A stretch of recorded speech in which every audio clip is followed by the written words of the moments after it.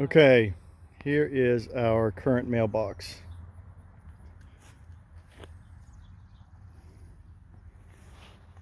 Downward angle so that water doesn't get in it. It broke off the base last year, and I put this wire around it, and it never doesn't want to stay shut. Every time we come home, it's always open, and it's leaning. It's just janky. It's got the fancy post on it that matches the fancy fence behind it, but it's showing its age. It's being held up by a T-post. It just screams redneck. There's nothing wrong with redneck. Sunburnt neck from out working. But the neighbors have cool mailboxes. And I'm not trying to keep up with the neighbors, but we need to improve the quality of our mail containment.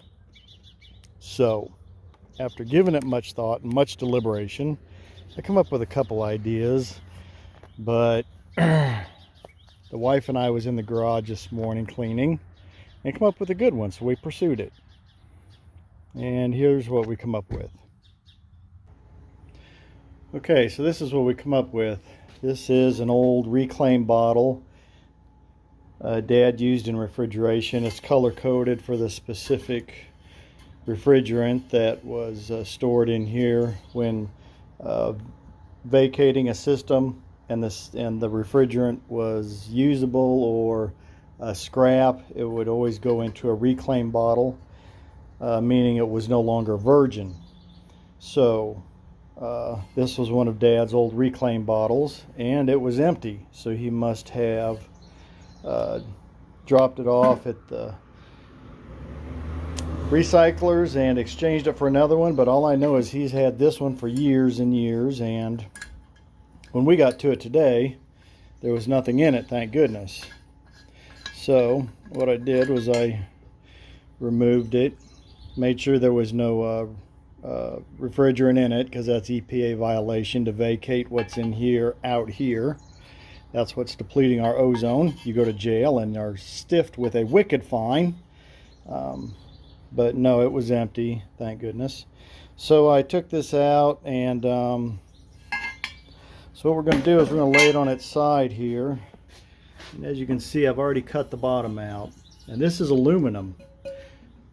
So much easier to cut than steel. So I cut the bottom out of it, and what we're going to do is use this sprocket from a go-kart for the door latch. Wife and I have not decided whether it's going to open from the side yet or from the bottom. If it opens from the bottom, if it hinges from the bottom, I'm going to have to put a cable or something on there to keep it from going too far. The postman isn't going to want to reach all the way under.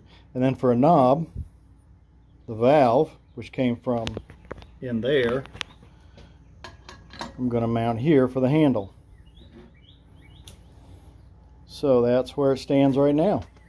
Oh, and then we're going to use my favorite rare earth magnets, or neodymium. If you go to Lowe's or Home Depot to buy magnets, 99% probability they are not neodymium rare earth magnets. These are wicked, wicked strong. They are the best you can buy. You go online, you can get any shape, any size, see, these are pre-drilled with a cup so that you can recess the screw down and still have a nice flat. That's our latch. Let's go from there.